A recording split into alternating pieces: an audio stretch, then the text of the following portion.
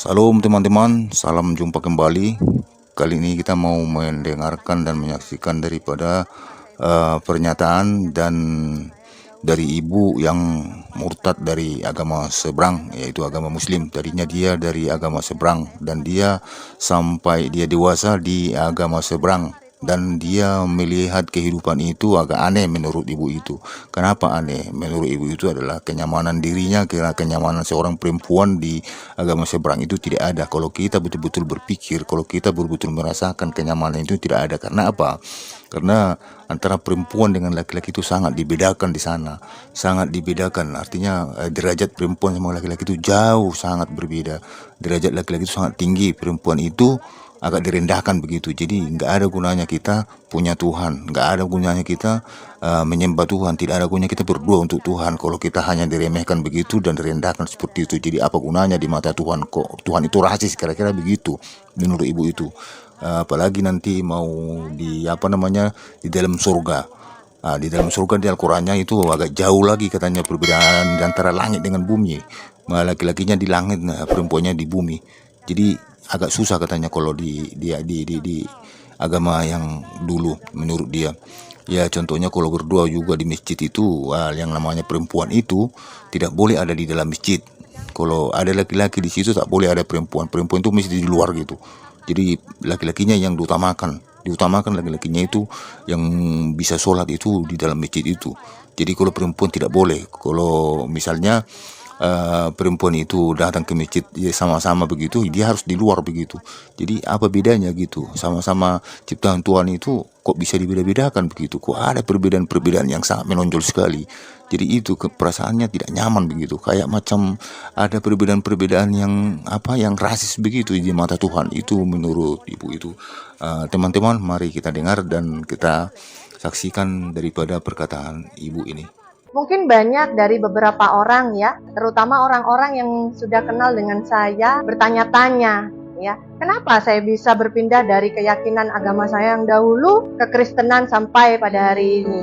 Waktu di agama seberang saya juga bukan orang yang main-main ya. Saya sempat meyakini, sempat melakukan segala ritual keagamaan waktu itu di situ ya. Saya mencari Tuhan dengan sungguh-sungguh ya. Saya juga sempat menutup tubuh saya yang katanya aurat ya dengan berjilbab, dan saya mempelajari kitab-kitab di agama seberang, dan juga sampai saya membeli banyak buku referensi-referensi keagamaan tentang agama saya yang dahulu ya, karena saya benar-benar ingin mendalami dengan sepenuh hati, jiwa dan pikiran saya ya. Saya ini juga termasuk orang yang berpikir secara logika ya, tidak ditelan mentah seperti itu saudara. Jadi saya dari hari ke hari saya terus mencari Tuhan di situ, tekun sembahyang ya gitu. Waktu itu cari Tuhan sampai suatu ketika saya merasa bahwa saya tidak menemukan Tuhan di situ karena berbagai macam ya. Contoh, saya merasa di agama seberang itu perempuan itu didiskriminasi ya. Saya merasa tidak setara gitu dengan laki-laki. Sedangkan Tuhan sendiri ya, saya merasa menciptakan laki-laki dan perempuan itu sama, tidak ada bedanya, harusnya seperti itu. Tetapi mengapa ya? Saya pernah suatu ketika saya mau berdoa ya di suatu tempat ibadah ya waktu itu. Saya melihat bahwa memang perempuan itu sangat dibedakan dari laki-laki gitu.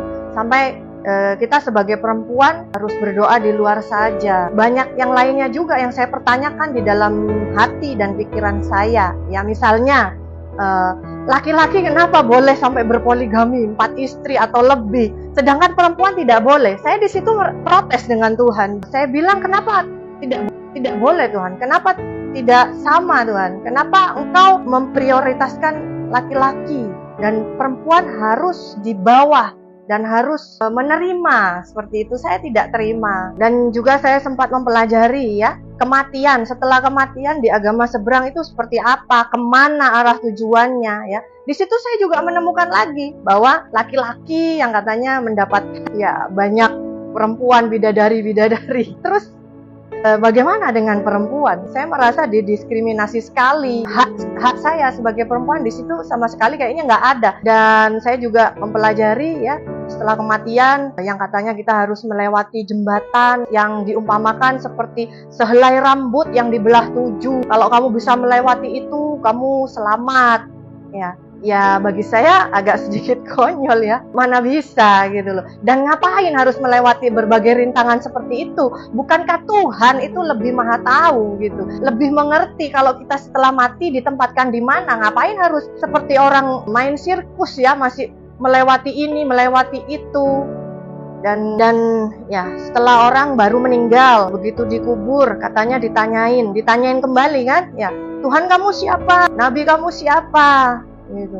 Kitab kamu apa? Menurut saya juga konyol, saudara. Tuhan itu maha tahu gitu loh. Ngapain harus ditanya-tanyain lagi gitu? Nggak perlu itu. Tuhan sudah tahu kita bertuhan dengan siapa ya. Bagaimana semasa kita hidup di dunia, itu Tuhan maha tahu. Dan saya sempat berpikir juga, katanya Tuhan itu ada di mana-mana. Nah, tapi kenapa kalau kita berdoa ya, waktu saya di agama seberang harus berdoa hadapnya di satu tempat, tidak boleh ke tempat lain, yang katanya kalau kita menghadap ke tempat lain itu doa kita tidak sah, tidak diterima. Saya di situ juga berpikir keras gitu. Apa? Katanya Tuhan di mana-mana. Kita mau hadap ke atas, ke bawah, kemanapun, berarti Tuhan maha tahu dong. Seharusnya seperti itu. Dan di kepercayaan saya yang dulu itu juga nih diajarkan ya, kalau jam doa harus jam segini sampai jam segini. Lebih sedikit sudah tidak diterima katanya doanya. Sudah tutup surganya. Tuhan sudah tidak mau dengar karena waktunya sudah habis. Seperti itu ya. Kayak ada batasan-batasan waktu gitu. Itu saya juga merasa heran gitu. Bukankah Tuhan yang sebenarnya itu Tuhan Maha Kasih? Ya, Tuhan yang sanggup mendengar doa kita tanpa dibatasi dengan waktu gitu. Bukan yang Tuhan yang otoriter gitu.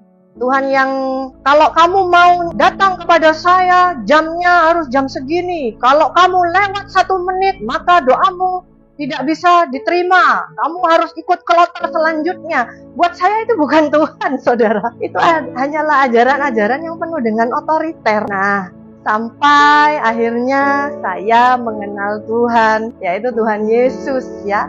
Saya di situ dijumpai Tuhan dan saya mulai belajar. Saya mulai ingin mengenal Tuhan Yesus siapa, Tuhan Yesus yang sesungguhnya. Saya akhirnya mempelajari kekristenan, saya membaca Alkitab, dan ternyata saudara, setelah saya makin kesini makin dekat dengan Tuhan ya, saya menemukan Tuhan yang sesungguhnya, yaitu Tuhan Yesus. Kenapa saya menyebut dia Tuhan? Sebab dia benar-benar Tuhan yang hidup, Tuhan yang memang penuh dengan kasih. Dan Tuhan itu ya kasih itu sendiri. Tuhan itu bisa berbicara, bisa berkomunikasi dengan saya. Bukan hanya saya yang berdoa kepada Tuhan, tetapi Tuhan itu bisa ngobrol dengan saya. Saya curhat, Tuhan bisa juga curhat dengan saya. Dia itu Allah yang memang penuh kasih ya, tanpa harus dibatasi dengan aturan-aturan. Kalau saya mau menghadap dia, saya harus tertutup semuanya, hanya kelihatan mata. Atau dia Tuhan yang dibatasi dengan waktu, jam segini harus doa, kalau enggak doanya enggak keterima. Juga saya bisa menjumpai dia kapan saja. Saya bisa menjumpai dia tanpa sekat ya, tanpa aturan-aturan yang begitu menyulitkan. Bagi banyak orang yang tidak percaya Tuhan Yesus ya, banyak yang menghina saya. Katanya saya ini menyembah manusia ya. Yesus itu manusia, bukan Tuhan. Nah, Anda semua salah. Kalau bagi Anda semua ya, Tuhan itu maha kuasa ya. Kenapa tidak bisa Tuhan menjadi manusia? Bisa saja dong, sebab dia maha kuasa. Dan saking cintanya kepada kita semua, ciptaannya ini manusia yang penuh dengan dosa, dia rela loh, sempat datang dia ke dunia hanya untuk memperkenalkan dirinya kepada kita semua, hanya untuk menebus dosa-dosa kita bagi semua orang yang mau percaya kepada dia. Bukankah dia adalah Tuhan yang dahsyat, maha dahsyat dan maha kuasa? Jadi kita sebagai manusia ya, jangan pernah membatasi kemahakuasaan Tuhan dengan otak kita dengan pikiran kita yang begitu dangkal dan kecil. Jadi kalau bisa saya simpulkan dari pernyataan saya tadi, cerita saya tadi, ya, kekristenan ini bukan sekedar ritual keagamaan, tetapi kekristenan ini merupakan Demikian suatu teman-teman hubungan, daripada ya, pernyataan ibu antara itu, kita semoga dengan lah Bapak ada kita lagi sendiri, dan yaitu banyak Bapak lagi yang ada di daripada surga, yaitu siapa? Tuhan Yesus kaum-kaum seberang sendiri, itu ya. tuh, Dan saya apalagi ini buktinya, saya termasuk dengan wanita merasakan kasih seperti ibu Tuhan, ini yang kasih Tuhan merasa Yesus, kasih direndahkan, Bapa saya begitu merasa luar tidak biasa, benar ya. Kita kehidupannya di bisa sana. ngobrol, ya. Mereka Saya bisa dijamah Tuhan mendengarkan dan suara mereka Tuhan, ya. akan Saya dengan beralih santai dan berpikir enjoy bahwa bisa memang menyembah di Dia dalam setiap saat, setiap apa waktu. namanya, Jadi bagi agama Anda mereka itu semuanya, ya, kenyamanan yang terhadap mungkin wanita hari-hari itu memang ini sama masih sekali tidak ingin ada. mencari Tidak Tuhan ada derajat di sesungguhnya, sana. Memang saya sangat dilecehkan mendorong sekali Anda wanita di semuanya agama mereka itu. datang kepada Tuhan Mudah-mudahan Yesus. mereka Dia sadar dan adalah Tuhan tersadarkan yang sesungguhnya, bahwa memang Tuhan yang hidup, Tuhan yang yang benar, mereka miliki Tuhan yang keyakinan mulia, sekarang ini adalah memang Tuhan yang betul-betul hebat, yang tidak benar gitu. Tidak ada menyayangi, kebenaran di situ. bukan Tuhan Ya, yang terima kasih murka, teman-teman. Tuhan yang membedakan Semoga antara ini miskin bisa dan kaya, menjadi antara laki-laki dan pelajaran buat perempuan. orang-orang mereka juga yang perempuan yang teraniaya dengan apa namanya ketenangan hidupnya ataupun kenyamanan hidupnya. Oke teman-teman, terima kasih sudah menonton video ini.